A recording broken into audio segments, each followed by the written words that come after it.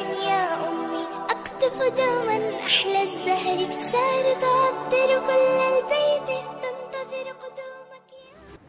آپ اگر اچھے ہیں نا تو بسا اوقات اس کے اثرات آپ کی اولاد میں منتقل ہو جاتے ہیں برکت کے لیے نا, تاکہ آپ کی نسل میں دین چلے.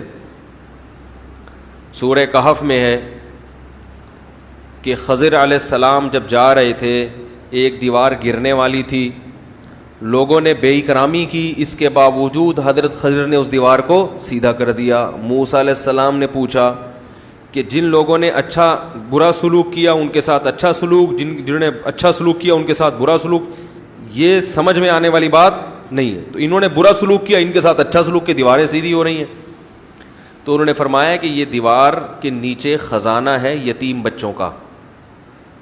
یہ دیوار گرتی, خزانہ نکلتا, بچے نابالغ ہیں, لوگ اڑا لیتے. تو کانا ابوہما صالحا, ان بچوں کا باپ نیک آدمی تھا, تو اللہ نے مجھے حکم دیا کہ اس دیوار کو گرنے مت دو. ابا کا انتقال ہو گیا ہے تو نیک ہونے کی وجہ سے اللہ بچوں کے لیے غیب سے انتظامات کر رہا ہے. تو اس لیے اچھے بننے کی کوشش کرو, اپنے لیے بھی اور اپنی, بولو نا بھائی, اولاد کے لیے بھی فائدہ ہوگا بچوں کو. پھر بھی بسا اوقات بگڑ بھی جاتے ہیں, بڑے اچھے اچھے لوگ ہیں ان کے بچے بڑے بگڑے ہوئے ہیں, تو لیکن اکثر ایسا ہوتا ہے, اس کے خلاف بھی ہو جاتا ہے. ایک چیز جو آپ کو بیان کرنے کی نہیں ہے, چھوڑے رہنے دیں. یہ جو اکثر جو بڑے لوگ ہیں نا, ان کے بچے پتہ ہے کیوں بگڑتے ہیں؟ ان کے بچوں کو بچپن میں وہ عزت مل جاتی ہے جو ان کے بڑوں کو بڑی محنتوں کے بعد ملی ہوتی ہے. اس سے کیا ہوتا ہے, وہ جب فری پھوکڑ میں کوئی چیز ملتی ہے تو پھر تکبر پیدا ہو جاتا ہے. ان کے والدین کو, باپ کو بڑی محنتیں, مجاہدے کیے ہوتے ہیں, تواضع اس کے بعد ملی ہوتی ہے, تو وہ تو قدر کرتے ہیں اور تکبر کا شکار نہیں ہوتے. بچوں کو بچپن سے ہی کہ بھئی فلاں کا بیٹا ہے, فلاں کا بیٹا ہے, ہر آدمی فلاں کا بیٹا, وہ اس میں کبر پیدا ہو جاتا ہے. تو اس لیے ہمارے علماء جو ہم نے اپنے بڑے بزرگ دیکھے ہیں وہ یہ کیا کرتے تھے کہ اپنے بچوں کو کبھی بھی مجمع میں کوئی اضافی پروٹوکول دینے کی اجازت نہیں دیتے تھے. میرے جو شیخ ہیں جامعۃ الرشید میں, ہم نے دیکھا ہے کہ انہوں نے اپنے بچوں کو کبھی بھی مدرسے کے اندر الگ سے کوئی عزت یا پروٹوکول نہیں دیا. جب وہ چھوٹے تھے تو جیسے سب بچے لائن میں لگے ہوئے ہیں نا ہوٹل میں, تو ان کے بچے بھی لائن میں, بولو بھائی, ان کو اجازت نہیں تھی کہ آپ چونکہ مدرسے کے محتمم کے بیٹے ہیں تو لائن توڑ کے آگے سے چلے جائیں. نا نا نا نا نا نا, اس کی اجازت نہیں تھی. آفس میں آنے کی اجازت نہیں تھی اپنے ابا کے پاس بیٹھنے کی. جہاں سب بچے بیٹھے ہیں, بولو بھائی, وہیں جا کے بیٹھنا ہے.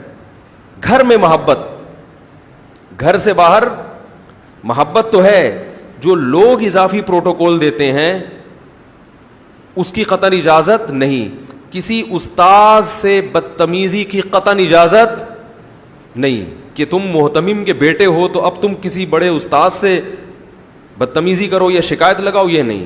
تمہیں اپنے استاذ کے سامنے یہ شو کرنا ہے کہ آپ ہمارے باپ ہیں اور ہم آپ کی روحانی اولاد ہیں. مجھے یاد ہے ہمارے جو محتمم تھے, جو میرے شیخ و مرشد ہیں, ان کے بیٹے نے ایک دفعہ گھر میں آ کے والدہ سے شکایت کی کہ قاری صاحب نے مجھ پہ ذرا سختی کی ہے, کچھ مارا ہوگا یا زیادہ ڈانٹا ہوگا, یا ڈانٹتے ہیں بار بار.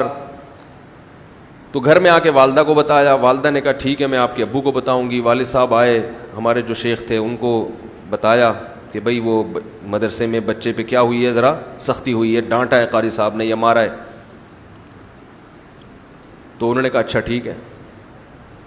بچے کو الگ سے بلایا, پھر بچہ خوش ہو گیا کہ اب کیونکہ ہم تو محتمم کے کیا ہیں, بیٹے ہیں بھائی, اب جا کے استاد سے پوچھا جائے گا آپ کو پتہ ہے آپ نے کس پہ ہاتھ اٹھایا ہے. تو انہوں نے بچے کو بلایا, بچہ خوش تھا کہ ماشاءاللہ اب شکایت سنی جائے گی. بولا ہاں بیٹا کیا ہوا؟ بچے نے بتایا کہ قاری صاحب نے ایسے کیا. انہوں نے کہا بیٹا یہ ایک دفعہ آپ نے شکایت لگا دی استاذ کی, دوبارہ آپ کو اس شکایت کی اجازت نہیں ہے. اگر دوبارہ لگائی تو جتنا قاری صاحب نے مارا ہے اس سے ڈبل کون مارے گا؟ ٹھیک ہے. باقی وہ الگ سے ٹریس کر رہے ہیں, کیمرے لگے ہوئے سب کچھ, کہ ایسا تو نہیں واقعی بچوں پہ ظلم ہو رہا ہو. بچے کو اجازت نہیں ہے کہ وہ استاذ کی, اسی طرح میں آپ لوگوں سے بھی کہتا ہوں, بچوں کو استاذوں کی شکایت کی اجازت مت دیا کرو, تکبر پیدا ہوتا ہے, بگڑتے ہیں. خود سے ٹریس کرتے رہا کرو قاریوں کو, استاذوں کو, کہ کیا کیا سختی تو نہیں کر رہے, ایسا نہ ہو مار پیٹ, جلاد بنے ہوئے ہوں, چنگیز خان بنے ہوئے ہوں, تو ظلم کی تو بہرحال اجازت نہیں ہے نا. خود سے کسی طریقے سے چپکے چپکے جھانکتے جایا کرو کہ قاری صاحب ایسے تو نہیں کھڑا پھڑا پھڑا تھپڑ.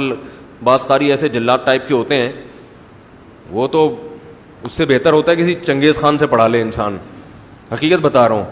تو خود سے سب کچھ نوٹ کیا کرو, بچوں کو نہیں. یاد رکھو جی, ایک بات خوب اچھی طرح سمجھ لیں, پھر بس آگے چلتا ہوں میں.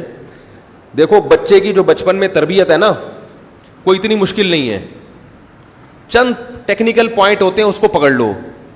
ان میں سب سے اہم چیز یہ ہے کہ بچے کو بڑوں کا ادب سکھاؤ, چاہے کوئی بھی بڑا ہو, اسے کسی بڑے کے ساتھ بدتمیزی مت کرنے دو. بس یہ صفت اس کے اندر پیدا ہو گئی, پھر اگر کوئی عیب ہے بھی تو وہ انشاءاللہ بعد میں دور, بولو بھائی, ہو جائے. بس اتنا سکھا دو کہ ادب, یہ علماء ہے ان کا ادب کرنا ہے, یہ استاذ ہے ان کا ادب کرنا ہے, یہ امی ہے ماں ہے اس کا ادب کرنا ہے, اس کے سامنے زبان نہیں چلانی, اور ماں سکھا دے یہ باپ ہے اس کا, میں تو نہیں کرتی مگر تم نے ادب ٹھیک کرنا ہے اس کا, ٹھیک ہے نا. یہ تمہارے ماموں ہیں, یہ تمہارے چاچو ہیں, یہ تمہاری خالہ ہیں, یہ تمہاری پھپھی ہیں, یہ تمہاری بڑی آپی ہیں, یہ تمہارے بڑے بھائی ہیں. اتنا اگر اس کو سکھا دیا نا کہ ان کے خلاف کمپلین برداشت. میں نے دیکھا ہے گھر میں بچہ ماں سے بدتمیزی کر رہا ہے, باپ خاموش ہے. بھائی اس کو سکھاؤ, کیوں کر رہے ہو ماں سے بدتمیزی؟ باپ سے بدتمیزی کر رہا ہے تو ماں خاموش ہے. تو بدتمیز بن گیا, اس میں یہ والا کانفیڈنس پیدا ہو گیا نا, پھر وہ آپ کو بیچ کے کھا جائے گا. سمجھ میں آ رہی ہے بات؟ وہ تھوڑے دنوں میں کیا کرے گا, وہ بولے گا ابا تمیز سے زندگی گزارنی ہے تو گزارو. پھر ابا ساری زندگی بچے کے سامنے تمیز سے زندگی. یہ جو گھروں میں ابا بچوں سے خوش ہوتے ہیں نا, اکثر یہ وہ ابا ہوتے ہیں جو اپنے آپ کو ابا سمجھتے ہی نہیں ہیں, جو اپنی گھر میں چلاتے ہیں ہی نہیں. وہ بچوں کے سامنے ہتھیار ڈال کے بیٹھے ہوئے ہوتے ہیں کہ جیسے میرا بیٹا کہے گا میں ویسے کروں گا. وہ گھر اچھے ہیں جہاں باپ نے یہ شو کیا اولاد کے سامنے کہ میں باپ ہوں میری چلے گی, وہاں پھر باپ کے ساتھ برا سلوک شروع ہو جاتا ہے, ماں کے ساتھ بھی باپ کے ساتھ بھی. تو ادب تمیز بچے کو لازمی سکھاؤ. علماء کی برائی کرتا ہے, بزرگوں کی برائی کرتا ہے, ایسے کلپ مت سننے دو جن کے لب و لہجے میں کیا ہے, بدتمیزی ہے.